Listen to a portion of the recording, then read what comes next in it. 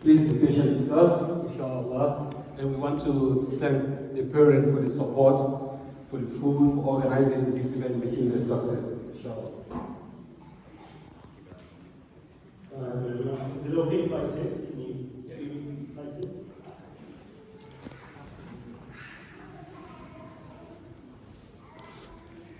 Can everyone hear me? Is that all right? Yes. My name's Shan.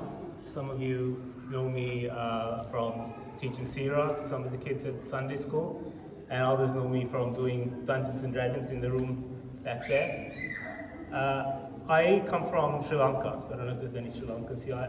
I originally come from Sri Lanka, and the ethnicity that I belong to is Sinhalese, and the majority of Sinhalese are Buddhist. So I was born and I grew up in a Buddhist family. When I was about 3 years old, my parents migrated to Australia. And when we moved to Australia, I think the local school we moved to wasn't very good, so they didn't want to put me there, and they couldn't find a school for me. So they were driving around trying to look for a school to put me in, and they saw some kids playing outside, and they said, "Oh, the uniform looks very nice. Let's go see if they can put Shan in there." And it was a Catholic school. So they went to the principal, and back in the time, they said, "Yeah, you can have him, but you have to baptize him as a Catholic." So my parents had a quick discussion, and they said, "Yeah, look, we need to put him in a good school, so let's get him baptized." And one of my first memories was the baptism, holding the candle, and I was getting baptized. And they put me in a Catholic school. I was always someone that had a strong inclination towards religion, towards God. And I think I got that from my mother. My mom was someone like that. She was a graduate in USSR Russia, communist Russia at the time. But even when she was in communist Russia, she used to say, "I always wanted to go to the Orthodox churches. I always looked at it and thought, oh, I wish I could go in there."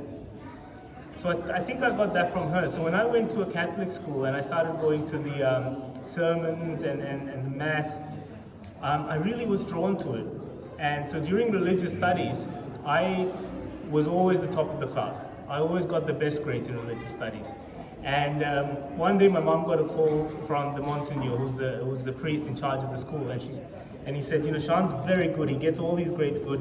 We would really like to give him a scholarship to go to the seminary and become a priest." And my mom said, "Look, thanks for that, but nah, that's not happening. I don't want him being a priest." So I was like that, and my mother was interested. So she would ask me about the Bible, and I was about 5 years old now. She would ask me about the Bible and what I've learned, and I would tell her what I knew. And she was very interested in the Bible and religion. When I was about 8 years old, my mother and I moved back to Sri Lanka, and we weren't practicing any religion, but if you asked us, we'd probably say we were Catholics, just that was the experience we had. My rest of my family were Buddhists. And when we moved back to Sri Lanka, my mother met a lady who was visiting. She was a doctor. So this lady was visiting a patient in my mom's hospital, and she said, "Oh, you should come to church with us." And she was a Methodist lady, so she took us to the Methodist church. And I went to the Methodist church once a week after school, and I remember falling asleep in the church, getting very tired. So I went from being Buddhist to Catholic, I guess, to Methodist, and I was probably about 10, 12 at this time. And then when I was about 17, we moved houses, and the next door neighbor was an evangelical Christian. So evangelical Christians are like Hillsong. They believe very strongly in miracles and music and dancing. And the next door neighbor said, "Oh, come with us, come to our church and experience it." So my mom said, "Yeah," and we went to their church, and that's where I actually started getting more involved. So I was about 17, I joined the youth group at church, and then very quickly after that I became the youth leader there. And a while after that I became the worship leader, and then I became a deacon, so kind of an assistant pastor. So I would be preaching in church and filling in for the pastor when he wasn't there. And I was very, very involved in the church. I became a member of the church board. And I knew my Bible. I knew it back to front. I knew it very, very well. I read it at least 20 times from beginning to end. And I was very religious, and I was a very spiritual person, and my mother was as well. And like the priest, the pastor once told my mother, he's very strong in his faith. He should go to Bible college and become a pastor. And at that time, my mother was actually open. So I talked to my mother, and my mom said, well, you're going to go to uni soon. When you finish your uni degree, you can go to Bible college and become a pastor. And that was my long-term plan. When time came to go to uni, I came to Australia. So I came from Sri Lanka back to Australia. And in my first year of uni, my mom would call me every single day from Sri Lanka, every single day. At 11 p.m. sharp, I'd get a call from her. And in 2008, February 20th, I got a call from her, and she said, you know how I haven't been feeling very well and I've had a cold? Well, I did a test, and it came back that my results were that I got leukemia. That was a shock to me, but in the church that I grew up in and in the faith that I had, we always believe in miracles. So my mother said, God's going to heal me. Just have faith. You have to have faith. God's going to heal me. It's going to be fine. And I said, yep, I will have faith, and I'm not going to think otherwise. February 28th, she called me, and as per usual, I talked to her. And then February 29th was the day for me to go. March 1st was the day for me to go to uni. So it was uni holidays, and then the semester started. So I went to uni, and I came home. And when I came home, my father was in the living room. He was sitting there, which was a bit odd because he was at work usually at the time. And I said, why are you here? And he said, I got a call from Sri Lanka, and your mom's in the ICU. And I said, okay, I think there's a procedure she had to do. It must be fine. And I went upstairs. I was doing my homework, and then 11 o'clock came, and I didn't get a call for the first time in a year. And I knew something was not right. So I came back down, and my father was still sitting in the same place, 6 hours after he hadn't moved. And I knew something serious was going on. And I said, what's the situation? And he said, I don't know. All I know is she's in ICU. And he said, I think it's probably good if you go back. He said, I can't go because I've got to earn and send you money, but you should go back. And I said, I can't go back. I've just started uni. I was working part-time, got assignments. And he said, no, but I think it's important. And I said, what about the ticket? And he said, I've already bought it for you. And I said, what time's the flight? Tomorrow, 9 a.m. And I was thinking, this can't be. This is crazy. That was the worst 8 hours of my life, that flight from here via Singapore to Sri Lanka, because I didn't know what was happening. Once I got on the plane, I lost touch with everyone. I arrived in Sri Lanka, and my friend's parents picked me up, which is again a bit strange, and we were driving to my grandma's house, and she started crying in the back, and I'm thinking, is she alive? Is she dead? I was just praying, saying, let her be alive. And I got to my grandmother's house, and my grandma said that she's in hospital and she's unconscious. They put her into induced coma, but they couldn't wake her up again. So straight after that, after 8 hours flight, without sleeping or anything, I went straight to the hospital and I saw her. I came back, and in my mind, the only thing I kept saying is, I have to have faith. I have to believe that God's going to heal. God will heal, and nothing's going to happen. My uncle is an atheist. That's my mother's younger brother, and they were very close.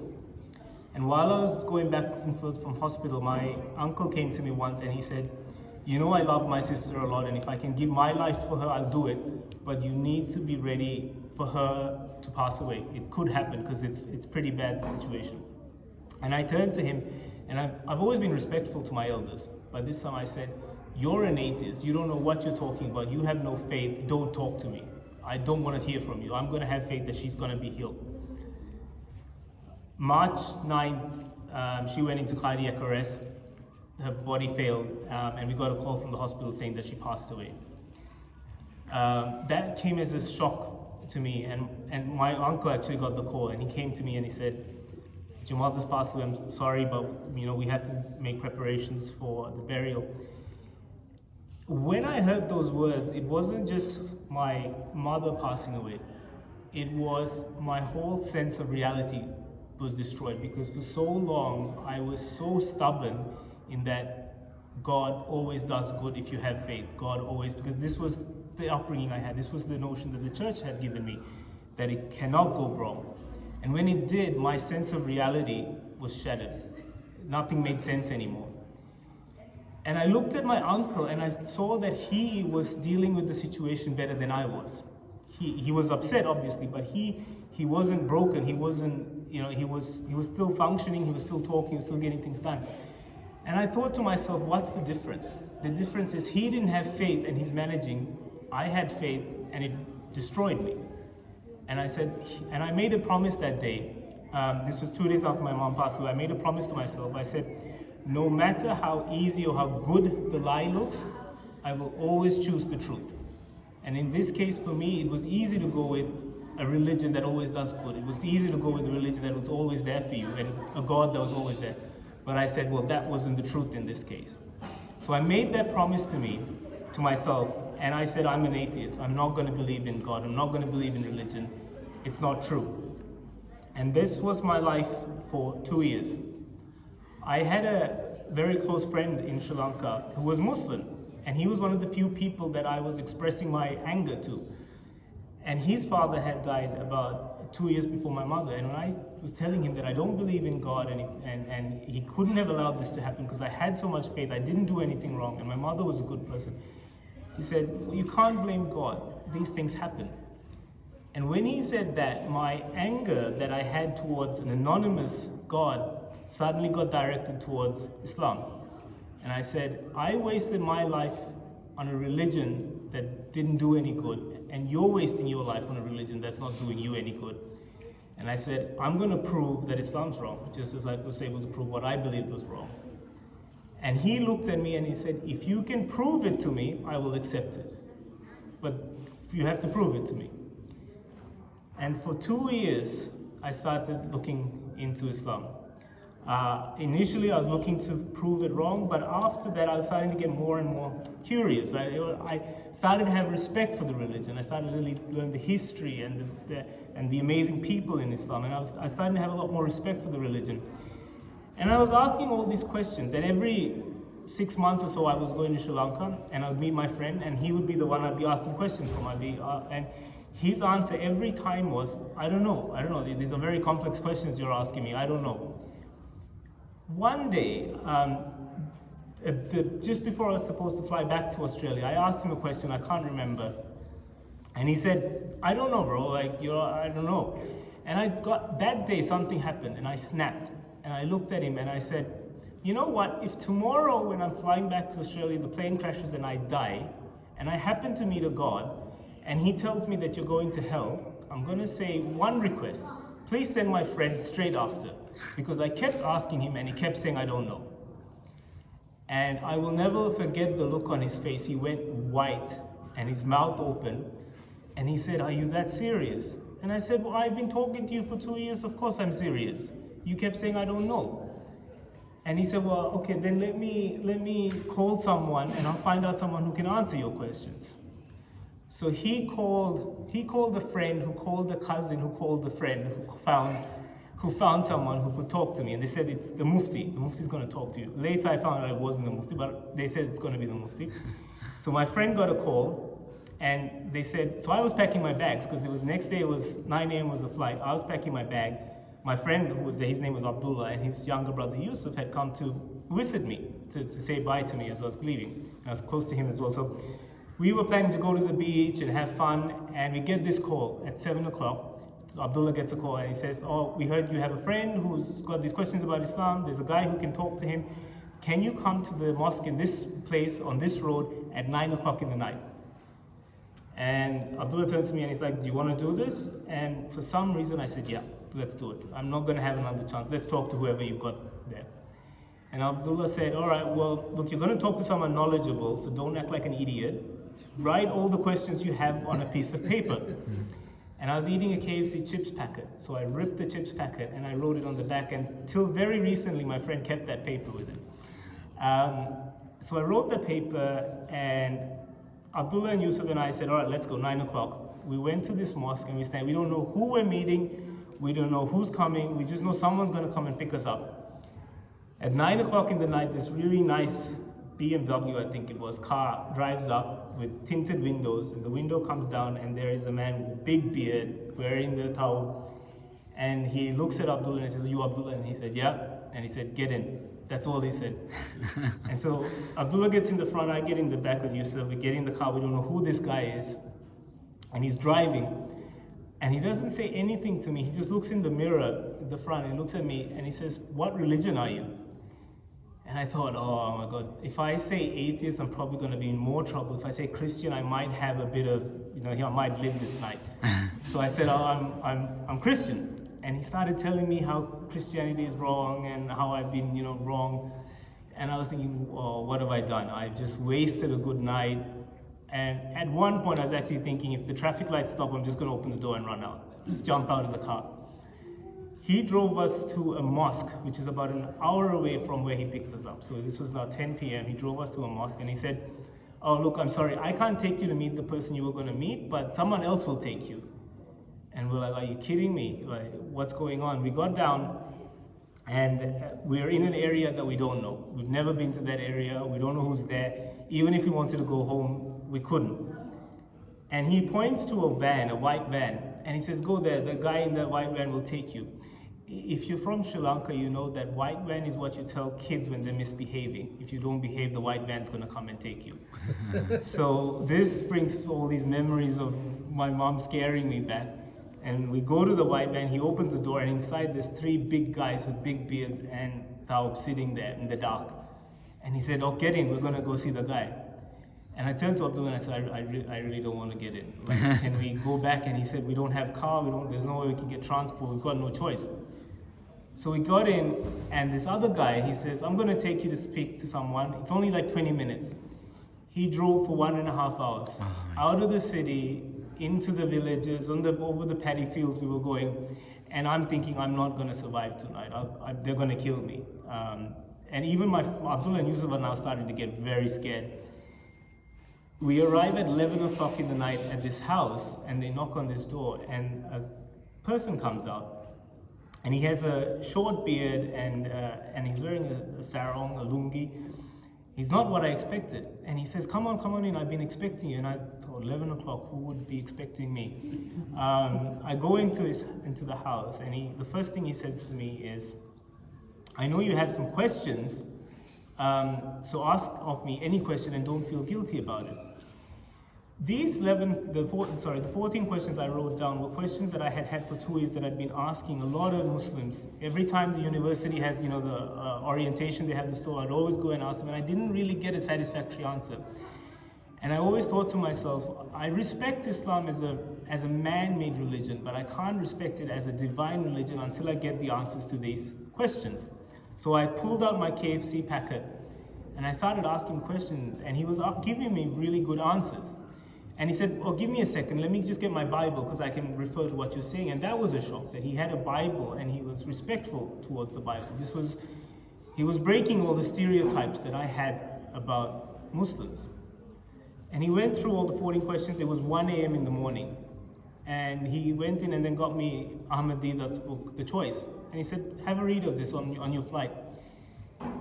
The 8 hours flight back to Australia, that's all I did. I read the book from beginning to end, and when I got back, I thought, there's some truth in here. I can't accept Islam as the whole truth, but there is some truth in this.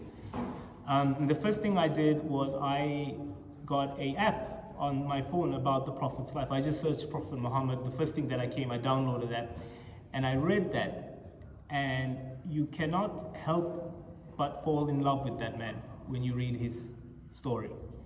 And it wasn't big things. The things that really got to me were little things, like when he was praying and he was holding a baby and he would go into sajda, he would put the baby down for the shortest period of time and then pick him up again because he didn't want to distress the child. Or when someone asked him for a shirt he was wearing, I think, oh, I know where he's going. He's going to take the shirt off and give it to him. But no, the Prophet would say, wait here. He'd run home, wash the shirt, fold it, and then give it and say, I'm sorry that it's not a brand new shirt. That few extra things was what started to break my anger towards religion. It wasn't anything else. It was those small acts. And I ordered a Quran from online. I went online and there was some free Quran giveaway. I ordered that, and I thought, I'm going to go through the whole Quran. I'm going to put ticks and crosses. And even if I find one cross that I don't like, I'm not going to go with this. I didn't go through the whole Quran, but I went through Surah Fatiha and I went tick, tick, tick, tick, tick, and I thought, oh, okay, well, that's a good start. There's nothing there that I have a problem with. And then what started happening was I looked on YouTube about praying, and I had an MP3 player, back in the day it was MP3 players. I downloaded how to pray and I listened to that and I would follow along. So I was praying before I actually thought I was a Muslim. And one day I went to work and there was an Algerian security guard that I was talking a lot about. He was one of those people I was bothering with questions. And he said, oh, you went to Sri Lanka, how was it, where are you now in your looking into Islam? And I said, look, Islam I can accept as a respectable religion, and I think there's some truth in it. And I had these questions and they were answered, but I'm not a Muslim. And I haven't said the Shahada, because by that time I knew what the Shahada was. So I haven't said the Shahada, I'm not saying the Shahada, but I'm praying. I'm praying as a Muslim. And he looked at me and said, you're praying in what, English or Arabic? And I said, well, in Arabic, but I learned the translation for it. And he said, oh, you know the translation. So do you believe what you're saying? And he's like, of course I believe it. I would never do it if I didn't believe it. And he looked at me and said, you know you can't pray without saying the Shahada, right? Every time you pray, you're saying the Shahada. That was the first time my brain clicked that, oh my goodness, I am a Muslim and I didn't want to be a Muslim, but I've become a Muslim. And I went home that day and I remember sitting down, I looked at him and I said, I'll see you tomorrow. And I don't even know if my shift finished. I just turned around and walked home. In my clothes, my work clothes, I sat down in my bed and I thought, what do I do now? What have I got myself into? I'm probably one of the most reluctant converts. I had no choice, the way Allah put it, because when I sat down and I thought, this memory came to my head, the memory of the promise I made to myself. I said that no matter how inconvenient, I will always go with the truth and not the lie. And that day, Allah turned that promise on me, and He reminded me, and He said, you made that promise to yourself, and now you know what the truth is. It's not convenient. Are you going to go with the truth, or will you go with the easy life? And it took me a good hour. I just sat in bed for 1 hour, and I thought, I have to. I made that promise to myself. And I said the Shahada by myself, this time really knowing what it meant. And then I called up a few friends who were Muslims, and I said, I'm coming on Friday, can we meet up? And he said, oh, you know, the thing on Friday is we Muslims, we have this thing called Jummah. And I'm like, yeah, I know, I want to come to that. And he's like, no, but it's for Muslims who pray. And I said, yeah, I'm a Muslim. And he said, what? And so I went to Jummah with him, and that was my first. And then shortly after was Ramadan, which was a bit of a throw in the deep end. And then Taraweehs and all the new things that come as a Muslim. But that's how I became Muslim. It was a combination of the Prophet's life, things that happened hard in my life that Allah made to clear the slate, to give an empty slate so that other religions and things couldn't influence me. And finally, it was a promise that I made to myself 2 years before that I had to keep. So. MashaAllah.